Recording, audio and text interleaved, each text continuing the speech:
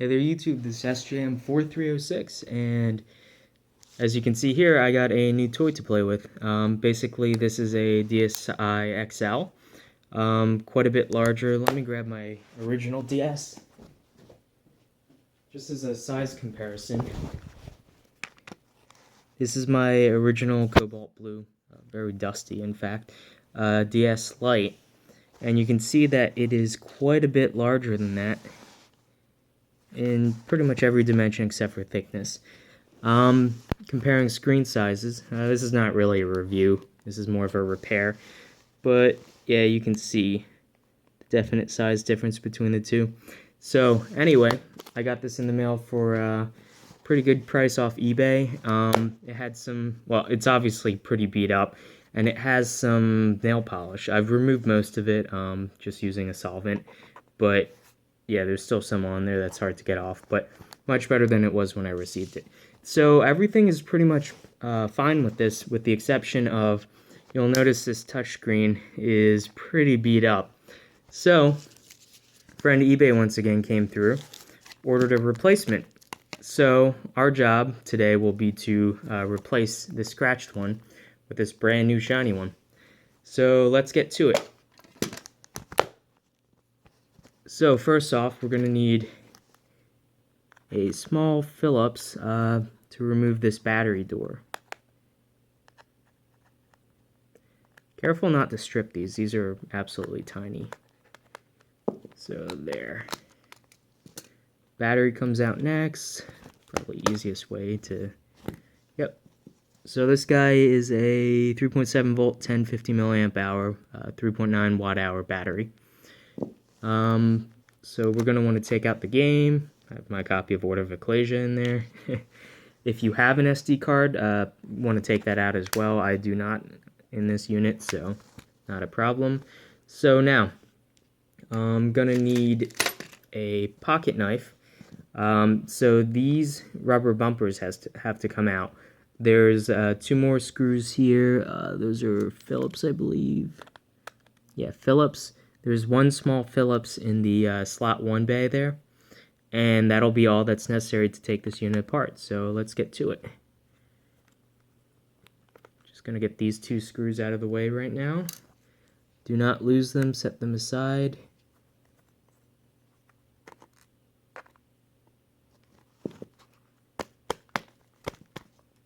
As I almost lose one. And something interesting to note, there's a water indicator here, so if you're buying used stuff off eBay, you have to be careful. Sometimes sellers will be kind of ambiguous and they'll say, oh, unit doesn't turn on. Well, there's a big difference between it not turning on due to an electrical problem, like something like a ribbon connector got torn inside or it's not seated properly, and because, you know, of water damage. Pretty much water damage isn't financially worth it trying to fix. There's just too much trouble in it. So, taking out my pocket knife here, let's get these guys up. This might be... oh, that came out rather easy. Yeah, I've opened this up once before just to take a quick look inside before I powered it on. But I was waiting for the touchscreen to come in the mail before actually doing anything. Where did that go? Here. Yeah, probably not the best idea to be working on the ground, but my desk is full of junk. So, anyway. Interestingly enough, all Phillips screws. No use for my tri-wing screwdriver here, which is interesting. A lot of other Nintendo units like to use tri-wings, I guess, to try to keep people out. But, yeah, this one's all Phillips.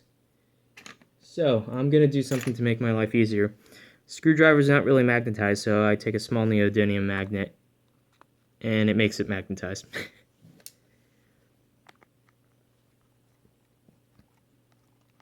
So, interestingly enough, I've been playing with this. This works perfectly fine, other than the scratch touchscreen. So, what I've noticed so far is you'd think that having, you know, it's essentially almost twice as big as the original DS Lite screen. But you'd think that that would make it horribly distorted, and you know the quality, the pixel count is still the same, but you know you're just essentially stretching over a larger area, and it's noticeable, but it actually looks still good. I gotta say. So let's see how I'm gonna get these out. I think I started from the back. Yep, started from the back. Got a fingernail in there. There are a couple clips in the front. And you want to be careful because there are some ribbon cables in the back for the buttons, the shoulder buttons. So you want to carefully disconnect those. And now we're in like Flynn. So yeah, you'll see this ribbon cable is for both the shoulder button as well as the SD card slot, which is in here. And there's just a little mounting frame for the stylus there. And this other connector is for both the oh no, never mind. It's just for the shoulder pad and the volume buttons on the side there. Yeah, interestingly enough, the original DS Lite has a volume slider. This has digital buttons, just a matter of preference. Anyway, here's the unit. We have the Wi-Fi card here, the actual cartridge slot. Oh yeah, another mod that I had to do was I had to get in there with a needle and pry up the contacts on this charge connector because it would only work when you wiggled it. So that might be necessary to do if you're buying a used DS or something like that. So anyway, let's see. I believe I had to take this guy off. Move that connector. So that was a Wi-Fi board. So now we have a lot of random little connectors. So I believe the ones that we need to take off are this little guy here, which is the D-pad. This connector here, which is the actual LCD data. And this guy here, which is power. So for this guy, I think you pull upwards. It doesn't slide out. And be very careful because this connector is fragile. It would help if I had something to help. Yeah, if you're very careful and you wiggle it loose, you can get that guy loose. So let's see. I'd rather not take apart. So I'm not going to suggest taking the top screen connectors off or some of the other things. What I'm going to do is try to gingerly take this board out and oh yeah, believe this is the actual touchscreen connector. So I'm going to have to remove this tape. But anyway, what I'm going to do is try to remove it without taking everything out. Be very careful with that connector. It's very fragile. This little guy here. There's a locking tab that you have to pull up on very lightly. So now I believe I have to unscrew pretty much all the screws with the circle white, or the white circle on the printed circuit board. Have to be removed in order to lift this guy up. And all these screws are the same size, so it's not an issue.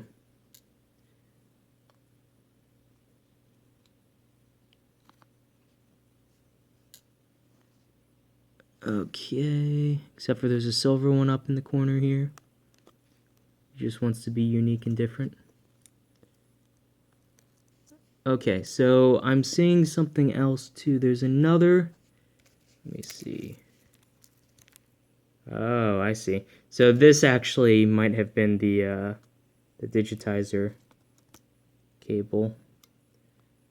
So just to be safe, I'm going to remove both of them. Both this guy and this guy here, these two.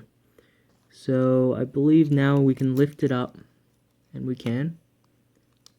And then very carefully just wiggle this guy free.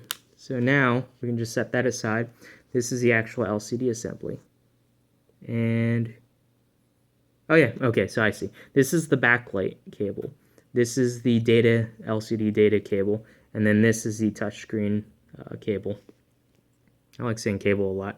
So anyway, here's the LCD. Now I'm going to have to carefully pry this bezel off, the red bezel. keeping that, and then pry the actual touchscreen portion off. And then I can stick the red bezel on here and then stick this on there. So, let's get this out of the package. Come on. There's probably some protective film on here just to, you know, protect. Yep. So let's set that aside.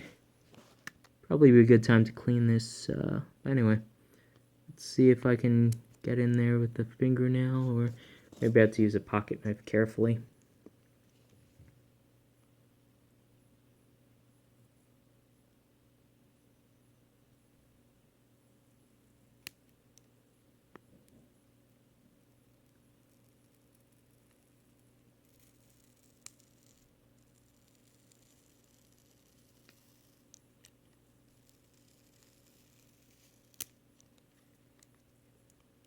I see.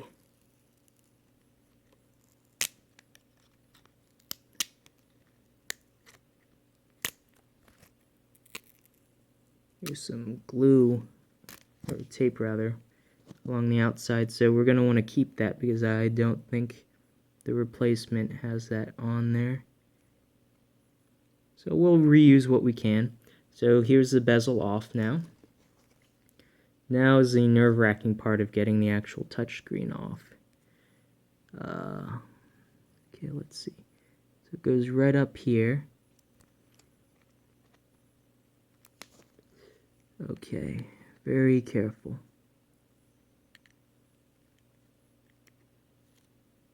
Make sure I'm not near anything that I can cut.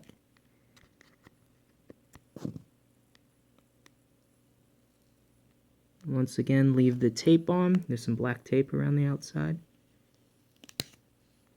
And that just comes off like that.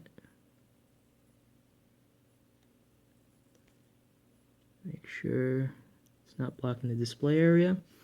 And very quickly, so this is a scratch touchscreen. It still works, but it's really annoying because of the deep gouges. So, let's see, that went on like this. So the connector on top went on the left side. So I need to reposition this exactly the same way. So let's peel off the back protective film. Give it a good blow to clean off all the dust. And try to line this up as best as we can. That ought to do it. You can always calibrate in software if you're slightly off, but try to get it lined up as much as you can. Okay, and now, let's see. Peel off this protective film. Oh crap, I think I missed a step. Okay, so this has got to come back off.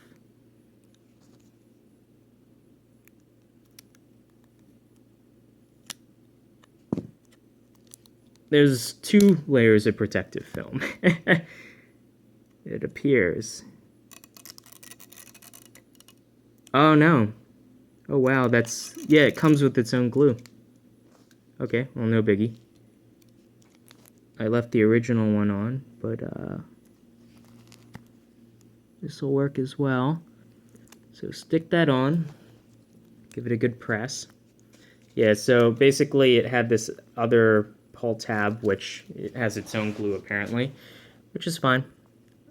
I can pull this guy off now.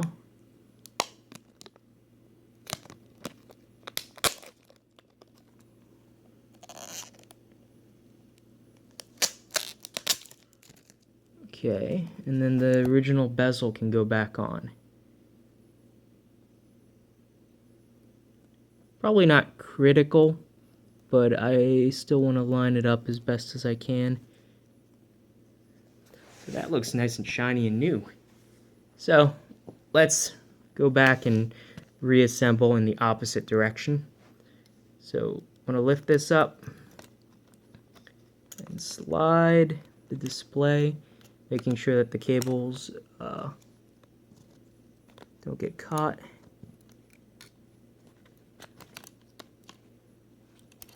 Okay, looks like it's seated. Just quickly look from the other side, make sure. Yeah, everything looks fine. So, want to make sure that, very carefully, as I use a knife, to make sure all the cables that we had to replug in are on top of the board. Don't get caught underneath. Come on, there we go. Okay, so it's just a matter of replugging everything back in. So tweezers will probably help in this instance. So you want to flip the flap up, as you can't see it in frame. Come on. Yeah, pulling the connectors out, relatively easy. Putting them back in, not so easy. Oh, come on. Especially these little 4-pin ones. They are a pain. I wish I had my my good tweezers here. I'm gonna have to do this off camera because I actually need to view it like under a magnifying glass. So I'll be right back. Okay. So all cables are back in, secured. Now it's a good time before screwing the board back on to do a quick test. So just holding this, let's see, make sure the battery's gonna go in the right way. Don't want to destroy anything. Okay, so it goes with the tab facing out. So this way. Just holding the battery up. Gingerly hit the power. Both screens come on. And the touchscreen does work. Turn that back off. So I probably have to recalibrate it, but looks like it was a success. So let's go. Remember that the silver screw goes up in the corner here. So make sure none of the cables underneath are kind of in the way before you start screwing it down so you don't pinch anything. Especially these two, the Wi-Fi antenna and the, I believe this is for like the microphone. Make sure that they're not in the way of anything under the D-pad side. Or face buttons, rather. Yeah, this guy is the face buttons underneath here, and then the D-pad's underneath there. So, just a matter of screwing these back together, doing a recalibrate, and should be good to go. I believe this replacement digitizer was like $4 about, so not too bad. One more screw. Everything's in.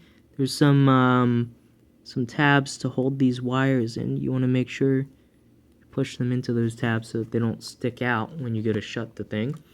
Okay, so now let's get these connectors on. This one's a little longer, so I like to do this side first.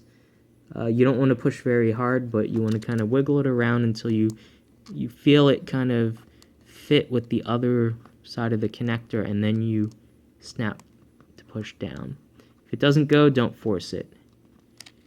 This one's a little harder. There we go. So both these are in. So now we can close it. So the front, you basically start it from the front. You want to open it a little bit and snap into the locking clips on the front. Okay. Buttons are still good. Check all these guys. Okay. Now it's just a matter of screwing the rest of the screws in there. Smallest screw goes into the slot connector.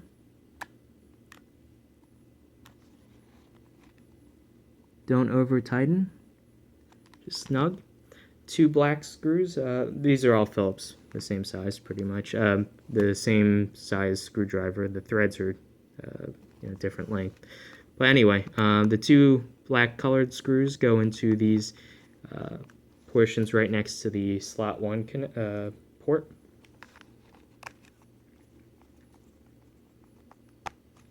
And then the 4 silver ones go into each of the corners, and you can put the feet back on. Do that now, so I don't lose those pieces, which I inevitably will. So 1, 2. Incidentally, when I received this, there is a parental lock, and you can call Nintendo, or even use their online. There's like a web chat way of resetting, and that's what I did for my 3DS. But I found there's a site online. It asks you to, I think, like, enter the date or something like that that's on your unit, or you select the date, and then it'll actually generate the key for you after you enter a key that it's, a password that the 3DS or the DSi will give you. So it works for a DSi and 3DS, I believe. And so if you get a unit like this that there's a password, and obviously you wouldn't know the password, that's a way of resetting the parental lock and getting into being able to change all the settings. Anyway, battery goes back in.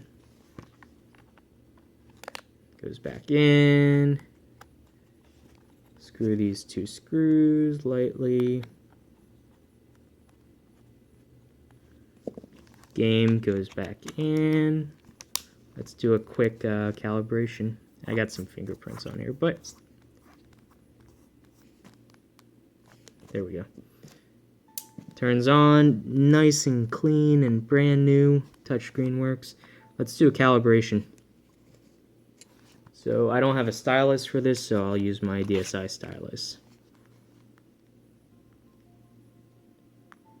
Looks like it's already good.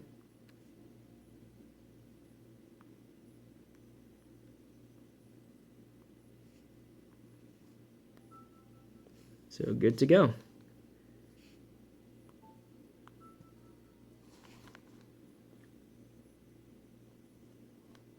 And